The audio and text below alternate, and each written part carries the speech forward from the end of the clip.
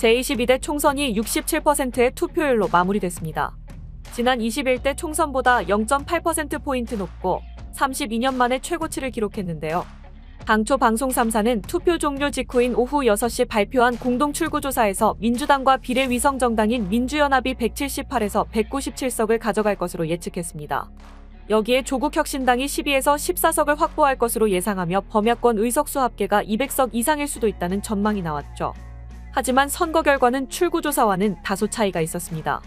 민주당이 단독 과반의 압승을 거두긴 했지만 출구조사에서 예상한 범야권 의석수는 다소 차이가 있었는데요. 조국혁신당을 포함한 범야권 의석수는 188석으로 출구조사에서 최소치로 잡은 190석에 미치지 못합니다. 출구조사 결과 국민의힘과 비례위성정당인 국민의미래는 의석수 85에서 105석으로 예측되며 100석도 위태롭다는 전망이었는데요. 선거 결과 108석을 가져가며 개헌저지선인 100석은 지켜냈습니다. 이번 총선에서 지상파 3사의 출구조사가 빗나간 곳은 18곳입니다. 격전지인 한강벨트가 중심이 됐는데요. 출구조사와 달리 동작을 해서는 나경원 국민의힘 후보가 류사명 민주당 후보를 이겼습니다. 마포갑에서도 출구조사와 달리 조정훈 국민의힘 후보가 이지은 민주당 후보에게 599표 차로 승리를 거뒀습니다. 용산구에서는 권영세 국민의힘 후보가 강태웅 민주당 후보를 따돌리며 당선됐죠. 도봉갑에서도 예측과 달리 김재섭 국민의힘 후보가 안기령 민주당 후보를 이겼습니다. 경기에서도 예측이 다소 비껴갔는데요. 특히 이준석 개혁신당 후보가 출구조사 예측을 뒤집고 처음으로 국회 입성에 성공했죠. 성남 분당갑에서는 안철수 국민의힘 후보가 개표 내내 리드를 지키며 당선됐습니다.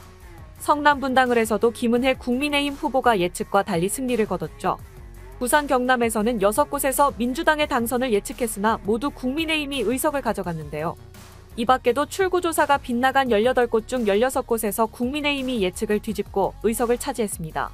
역대 선거에서 방송 3사 출구조사는 여론조사보다 높은 정확도를 보여왔는데요. 이번에는 사전투표가 접전 지역에서 출구조사 결과에 큰 변수를 가져왔습니다. 이번 총선 사전투표율은 31.28%로 역대 최고치를 기록했는데요. 현행 공직선거법상 사전투표 때는 출구조사가 허용되지 않습니다. 이에 대상자 상당수가 배제된 셈입니다. 특히 이번에는 60대 이상의 사전투표 비중이 증가해 실제 선거 결과의 변수로 작용했습니다.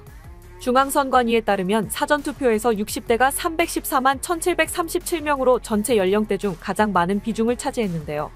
60세 이상이 차지하는 비중이 37.7%로 4년 전 총선과 비교해 크게 늘었습니다. 보수 성향이 강한 60대 이상 연령대는 여당 지지세가 강해 여당 후보가 출구조사 결과를 뒤집은 사례가 많다는 분석인데요.